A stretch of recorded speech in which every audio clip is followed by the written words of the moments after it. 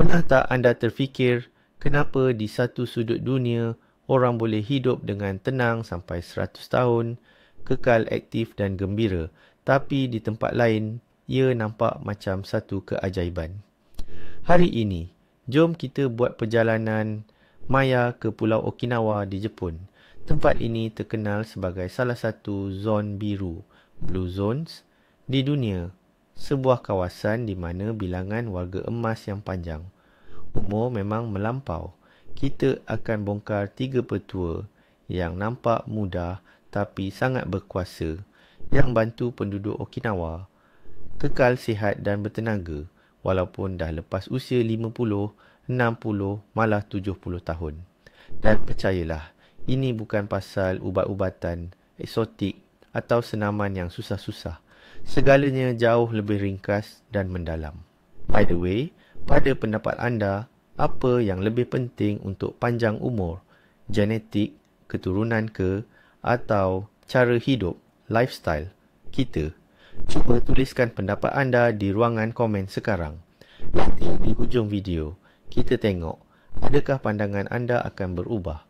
Jadi, apa sebenarnya zon biru ni? Istilah ini digunakan oleh saintis dan ahli demografi untuk merujuk kepada 5 kawasan di dunia di mana penduduknya hidup lebih lama daripada purata biasa. Kawasan-kawasan ini termasuk Sardinia di Itali, Semenanjung Nicoya di Costa Rica, Ikaria di Greece, Loma Linda di California dan sudah tentu hero kita hari ini, Pulau Okinawa di Jepun. Kajian selama berdekad-dekad menunjukkan bahawa rahsia mereka bukan terletak pada genetik yang unik sangat, tetapi lebih kepada cara hidup, pemakanan dan hubungan sosial yang kuat. Okinawa ni memang lain sikit daripada zon-zon lain. Di sana, bukan sahaja ramai yang melepasi usia 100 tahun, malah mereka kekal sihat sampai ke usia sangat tua.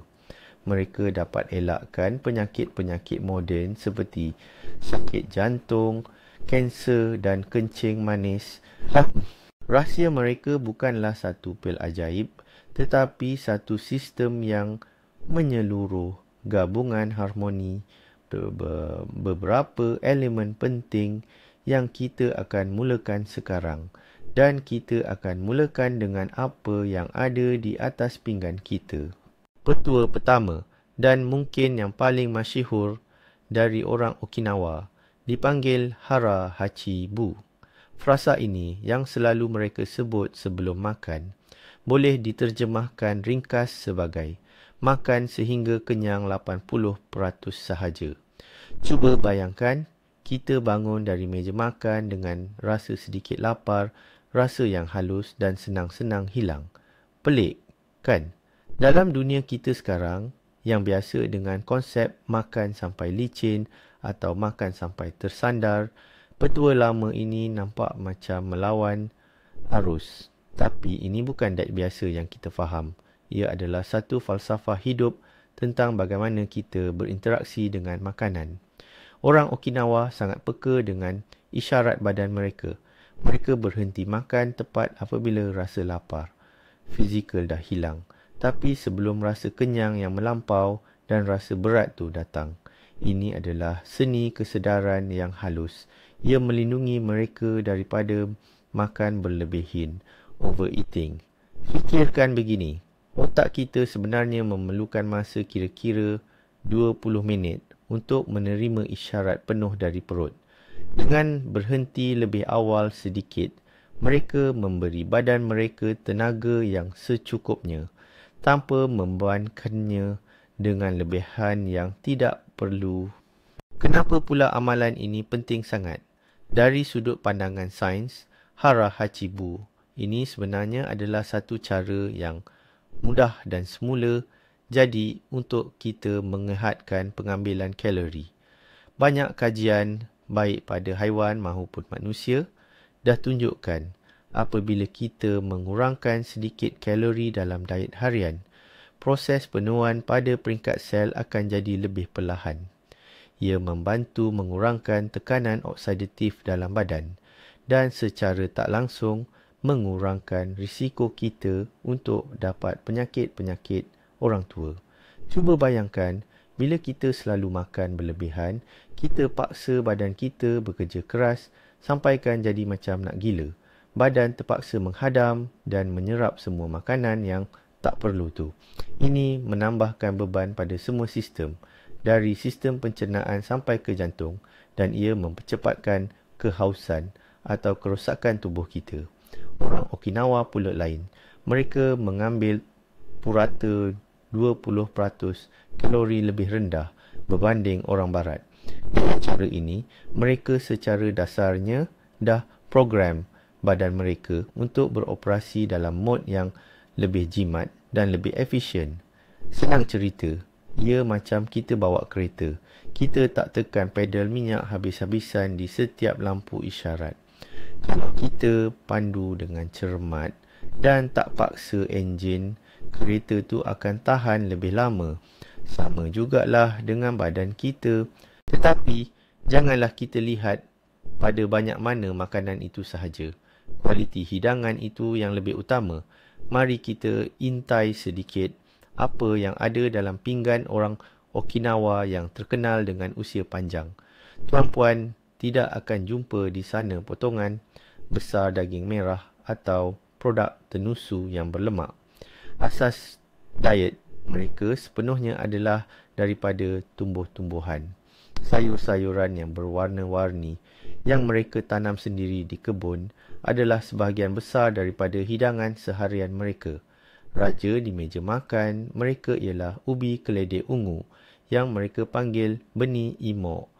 Ubi ini sungguh kaya dengan antioksida, vitamin dan serat yang baik untuk perut. Mereka juga makan banyak produk berasaskan soya, terutamanya tauhu dan miso. Ini adalah sumber protein sayuran yang sangat baik dan juga mengandungi sebatian yang bermanfaat untuk kesihatan jantung kita. Selain itu, di meja mereka pasti ada pria katak yang pahit atau goyak yang dikatakan sangat membantu mengawal paras gula dalam darah. Mereka juga gemar makan pelbagai jenis rumpai laut yang penuh dengan mineral. Secara ringkasnya, diet mereka ini rendah kalori tetapi penuh sesak dengan nutrien dan khasiat yang diperlukan oleh badan. Bagi orang Okinawa, makanan bukan sekadar makanan tapi juga ubat. Mereka anggap kesihatan dan makanan itu macam adik-beradik, tak boleh dipisahkan. Setiap bahan di meja mereka ada nilai dan fungsi tersendiri. Contohnya, kunyit yang mereka guna sebagai rempah ratus tu merupakan anti radang yang sangat mujarab. Cendawan shiitake pula bagus sangat untuk kuatkan sistem imun badan. Manakala teh hijau yang diminum sepanjang hari tu penuh dengan antioksidan yang melindungi sel-sel badan daripada cepat rosak. Kefahaman mendalam tentang kesan makanan pada tubuh ni diwarisi dari generasi ke generasi. Mereka ni macam tahu-tahu saja nak pilih makanan yang beri tenaga, kekuatan dan boleh hindarkan mereka daripada penyakit. Ini bukan ikut diet fashion baharu dari internet tu. Ini adalah kebijaksanaan orang lama yang dah terbukti berabad-abad lamanya. Mereka ni setiap hari makan macam pelangi, maknanya pelbagai warna makanan. Mereka dapat semua khasiat yang diperlukan daripada makanan asli, semula jadi yang ditanam sendiri di tanah mereka. Di sini, kita perlu pecahkan satu mitos yang sangat popular. Untuk kekal kuat dan sihat di usia tua, kita wajib makan banyak daging. Namun, pengalaman penduduk Okinawa membuktikan sebaliknya. Diet harian mereka kebanyakannya berasaskan tumbuh-tumbuhan.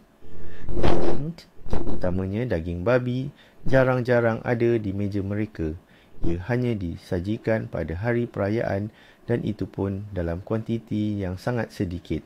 Mereka mendapatkan sumber protein daripada tahu, kekacang dan kadang-kadang sedikit ikan. Dan lihatlah hasilnya. Masalah tulang rapuh, osteoporosis dan patah tulang kurang berlaku di kalangan mereka. berbanding di negara-negara yang mengamalkan pengambilan produk tenusu dan daging yang tinggi. Otot mereka kekal kuat kerana mereka sentiasa aktif bergerak, bukannya disebabkan oleh pengambilan protein haiwan yang berlebihan. Contoh ini jelas membuktikan bahawa badan kita tidak memerlukan hidangan daging yang besar semata-mata untuk sihat dan bertenaga. Yang lebih penting adalah pemakanan seimbang yang kaya dengan makanan berasaskan tumbuhan yang tidak membebankan sistem badan tetapi menyediakan segala nutrisi penting untuk kehidupan yang panjang dan aktif. Kita yang hidup dalam hiruk-pikuk bandar moden ini boleh mengamalkan prinsip-prinsip ini. Boleh mula dengan langkah kecil. Cubalah guna pinggan yang saiznya lebih kecil. Ini helap psikologi yang ringkas yang membantu kita mengambil makanan dalam kuantiti yang kurang.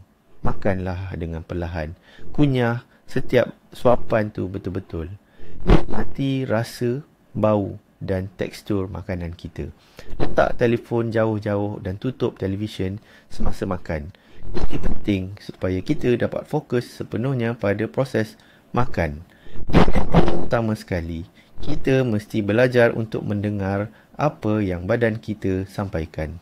Sebelum mencedok, tambah lagi tanya pada diri, saya betul-betul masih lapar atau saya makan ni sekadar ikut kebiasaan sahaja. Jangan paksa diri untuk kenyang 100%. Cuba berhenti pada paras 80% itu. Mungkin pada mulanya rasa janggal dan tidak biasa, tetapi lama-kelamaan anda akan sedar pencernaan akan bertambah baik. Anda juga akan ada lebih banyak tenaga dan rasa lebih ringan di seluruh badan. Sekarang mari kita bincangkan tiang kedua yang memastikan orang Okinawa hidup panjang umur. Konsep ini sama pentingnya dengan cara pemakanan mereka. Ia dikenali sebagai konsep Ikigai. Walaupun sukar diterjemah secara tepat, Ikigai ini sebenarnya bermaksud tujuan hidup kita ataupun sebab utama yang buat kita bersemangat bangun dari tidur setiap pagi. Ia tidak semestinya berkait dengan pekerjaan atau kerjaya sahaja. Bagi seorang guru seni mempertahankan diri yang berumur 100 tahun, ikigainya adalah untuk menurunkan ilmu kepada anak murid. Manakala bagi seorang nenek berusia 102 tahun, tujuannya adalah menjaga cicitnya. Untuk orang lain, mungkin ikigai itu adalah menjaga kebun, memancing atau menenun kain-kain tradisional. Pendek kata, ikigai ini ibarat kompas yang memandu hidup seseorang. Ia memberikan rasa dihargai dan memastikan kita sentiasa ada matlamat walaupun ketika sudah lanjut usia. Di Okinawa, mereka tiada istilah bersara dan berehat seperti yang kita fahami. Masyarakat di sana akan kekal aktif dan terus menyumbang kepada komuniti sehingga ke akhir hayat mereka. Kenapa perkara ini sangat penting untuk kesihatan kita? Apabila seseorang itu menjumpai ikigai, yakni tujuan hidup mereka, mereka ada sebab yang kukuh untuk teruskan kehidupan. Inilah penawar yang paling mujarab untuk melawan rasa hilang, semangat, murung dan kesunyian yang sering menghantui kita bila usia semakin lanjut. Kajian-kajian menunjukkan orang yang ada tujuan hidup yang jelas, mereka bukan sahaja hidup lebih lama, malah kurang berdepan dengan masalah sakit jantung dan strok. Rasa diperlukan dan rasa bermakna ini mengaktifkan bahagian otak yang buat kita rasa gembira, merendahkan paras hormon tekanan macam kortizol dan dalam masa sama menguatkan sistem imun badan kita. Bila seseorang bersara dan hilang peranan sosial mereka, mereka sering turut kehilangan makna hidup. Perubahan besar ini boleh menjadi punca utama yang mencetuskan kemerosotan kesihatan secara mendadak. Berbeza pula dengan penduduk Okinawa yang terkenal itu. Dengan ikigai mereka tidak pernah berhenti menjadi ahli komuniti yang aktif dan sentiasa rasa diperlukan oleh jiran tetangga mereka. Kisah-kisah ikigai di Okinawa ini sungguh menakjubkan. Ia nampak mudah tetapi syarat dengan makna yang mendalam. Bayangkan ada seorang nelayan, umurnya sudah 97 tahun. Dia berkongsi dengan penyelidik, katanya tujuan hidupnya, ikigai, hanyalah untuk turun ke laut setiap hari, semata-mata mencari rezeki dan menangkap ikan segar buat keluarganya. Beliau rasa gembira dan penuh rasa tanggungjawab kerana masih mampu memastikan anak cucu cicitnya dapat makan makanan yang segar. Sementara itu, ada pula seorang wanita yang usianya mencecah 100 tahun. Beliau telah menghabiskan seluruh hidupnya untuk seni tenunan tradisional Bashofu. Bukan sahaja menghasilkan kain yang indah, malah beliau merupakan penyambung warisan budaya bangsanya, mengajarkan kemahiran itu kepada anak-anak muda. Walaupun usianya lanjut, tangannya sentiasa ligat bekerja dan fikirannya pula kekal cerdas serta tajam. Pekerjaan ini mungkin tidak mendatangkan wang yang banyak, tetapi ia memberikan sesuatu yang jauh lebih berharga, iaitu rasa bahawa hidup mereka ini amatlah bermakna. Mereka tidak hanya duduk menunggu masa bersara atau menunggu penghujung usia. Sebaliknya, mereka menjalani kehidupan yang penuh dan bermakna pada setiap hari. Bagaimana kita boleh mencari ikigai kita, terutama bila usia sudah mencecah 50 tahun dan kita rasa semua pencapaian kerjaya utama sudah selesai? Ini bukan masanya untuk berhenti atau bersara sepenuhnya, tetapi masa untuk permulaan yang baharu. Cuba tanya diri sendiri beberapa soalan mudah ini. Apa yang paling saya gemari untuk lakukan? Dalam bidang apa saya benar-benar mahir? Apa kemahiran saya yang boleh memberi manfaat kepada orang lain? Apa yang membuatkan saya rasa bertenaga dan bersemangat untuk hidup? Ikigai anda mungkin tersembunyi dalam hobi yang sudah lama ditinggalkan, kerja sukarelawan, membantu anak-anak dan cucu, mempelajari kemahiran baharu, melibatkan diri dalam aktiviti kreatif, atau dengan berkongsi pengalaman hidup anda. Jangan cari sesuatu yang terlalu besar atau hebat. Ikigai selalunya terdapat dalam perkara-perkara kecil, rutin harian yang membawa kegembiraan kepada diri anda dan manfaat kepada komuniti sekeliling. Yang paling penting, carilah sebab untuk anda bangun dari tidur dengan rasa gembira setiap pagi. Kita kena faham betul-betul, ikigai ni bukan matlamat yang kaku atau tetap yang kita capai sekali sahaja dan terus selesai. Ia boleh berubah dan bertukar rupa sepanjang hayat kita. Masa muda-mudi dulu, ikigai kita mungkin fokus pada kerjaya dan membesarkan anak-anak. Tapi bila dah lepas usia 50 atau 60, ia mungkin beralih kepada aktiviti mentor, berkebun atau melancong. Sikap mudah, lentur atau fleksibel dan kemampuan mencari makna baru dalam hidup adalah kunci untuk kita hidup panjang dan bahagia. Warga emas di Okinawa yang terkenal sebagai golongan yang hidup lama sentiasa belajar perkara baru, menguasai kemahiran baru dan bergaul dengan pelbagai generasi.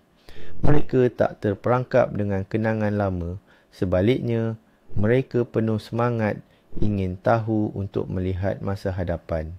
Keterbukaan terhadap pengalaman baru ini memastikan otak mereka sentiasa cergas, mengelakkan masalah kognitif dan memenuhi kehidupan mereka dengan pengalaman segar dan kegembiraan.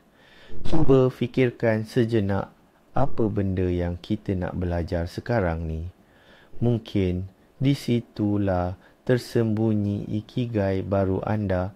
Akhirnya, ini dia tiang ketiga yang memastikan orang Okinawa hidup panjang umur.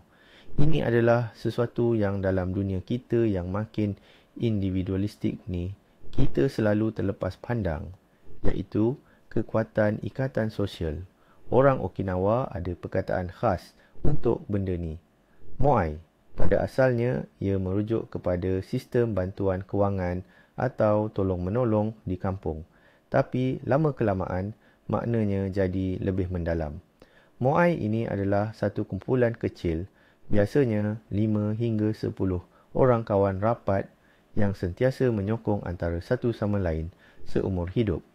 Mereka akan berjumpa secara tetap, bukan sekadar untuk bersembang dan berkongsi cerita, tetapi juga untuk membantu jika ada yang susah atau sekadar melepak minum teh bersama. Kumpulan-kumpulan ni selalunya dibentuk masa mereka masih budak-budak dan kekal bersama sampai ke tua. Ini ibarat jaringan sosial peribadi anda yang paling boleh diharap.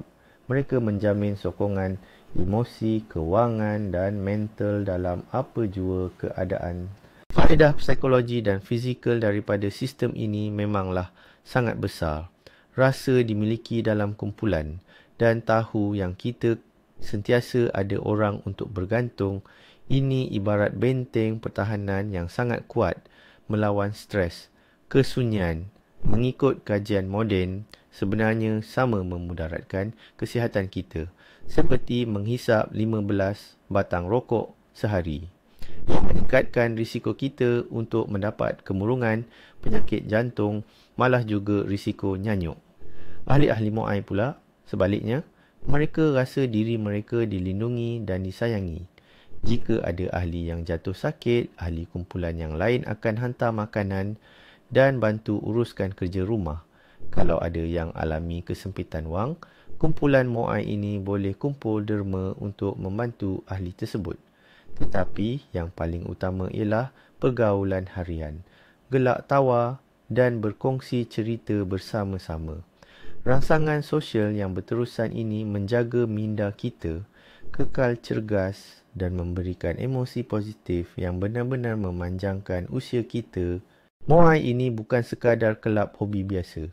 Ia adalah keluarga kedua yang membuat ikatan janji untuk kekal bersama seumur hidup.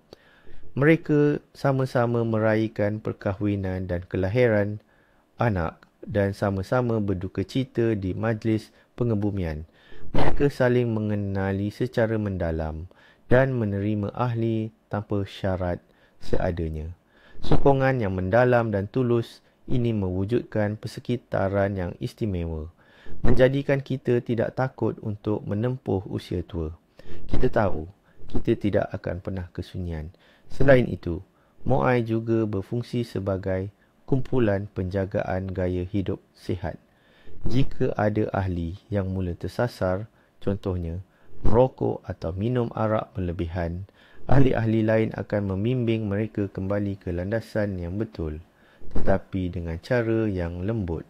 Mereka sentiasa saling menyokong tabiat sihat dan ini menyumbang kepada jangka hayat mereka yang lebih panjang.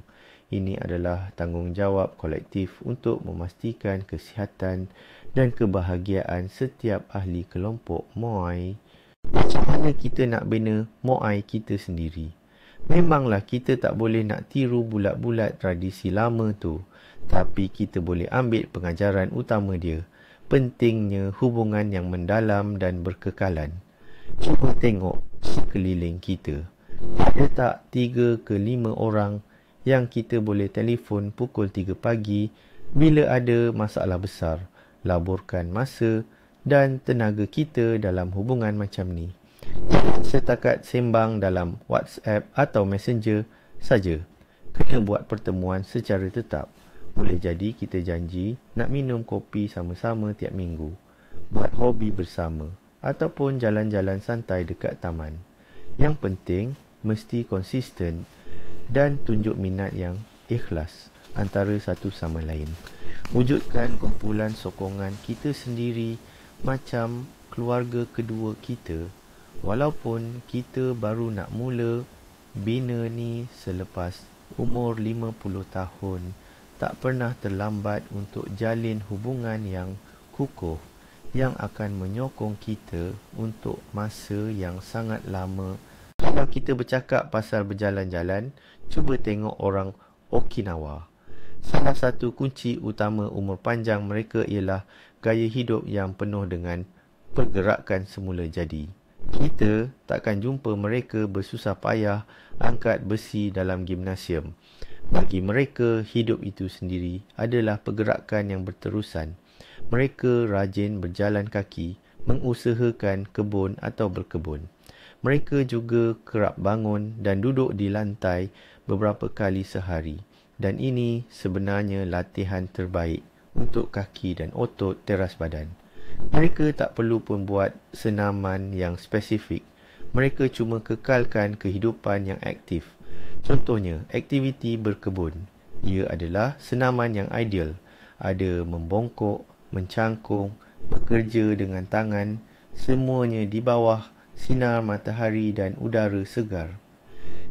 Santai tapi berterusan sepanjang hari ini jauh lebih berfaedah untuk kesihatan kita berbanding bersenam kuat-kuat selama 1 jam. Lepas itu duduk berjam-jam, 8 jam di kerusi. Mainkan peranan besar dalam rahsia umur panjang mereka ni. Luangkan masa di luar rumah, orang Okinawa dapat bekalan vitamin D yang cukup sangat.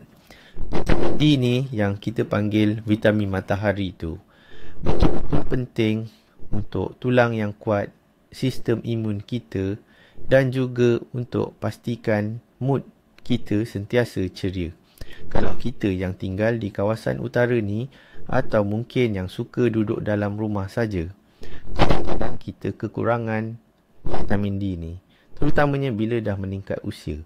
Tapi orang Okinawa, mereka dapatnya lebih dari cukup secara semula. Jadi pula, tentulah kena beringat juga, janganlah berjemur tengah hari buta, masa matahari betul-betul panas tu. Tapi, kalau kita ambil sikit cahaya matahari pagi atau petang setiap hari, itu satu lagi rahsia kesihatan mereka yang mudah dan percuma. Ini mengingatkan kita bahawa kita ni sebahagian daripada alam semula jadi.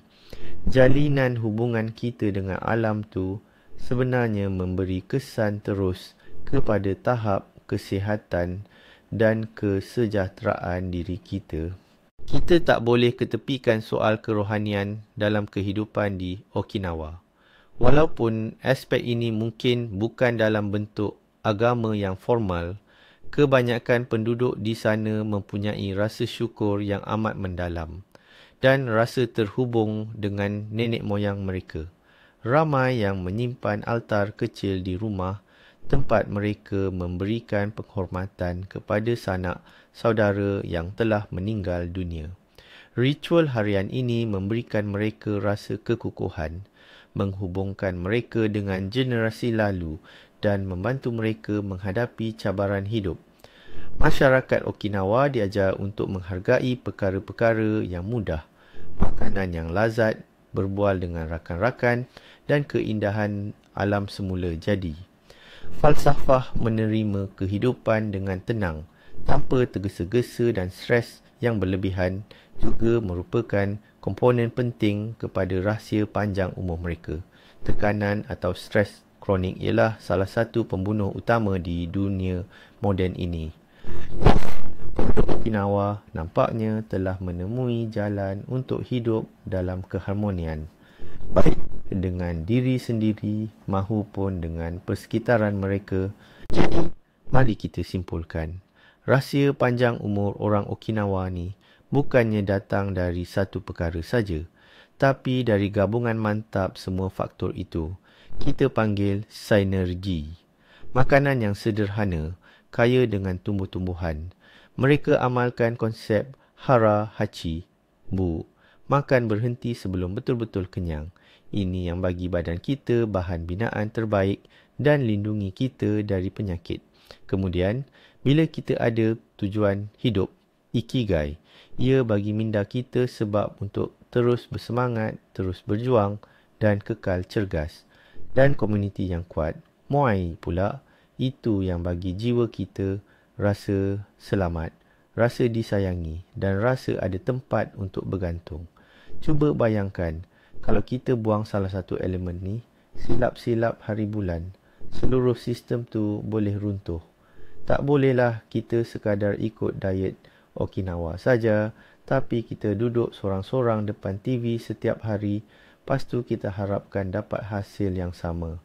Panjang umur mereka ni datangnya dari gaya hidup yang menyeluruh atau kita panggil holistik, di mana setiap aspek itu saling sokong dan menguatkan antara satu sama lain. Inilah pengajaran paling utama yang kita boleh ambil dari pengalaman mereka. Kita perlu ingat, perkara ini berlaku pun di Okinawa. Generasi muda sana, bila dah ikut sangat gaya hidup barat, makan fast food, kerja asyik duduk, mereka mula hilang kelebihan panjang umur yang ada pada nenek moyang mereka. Makin ramai yang kena obesiti dan kencing manis.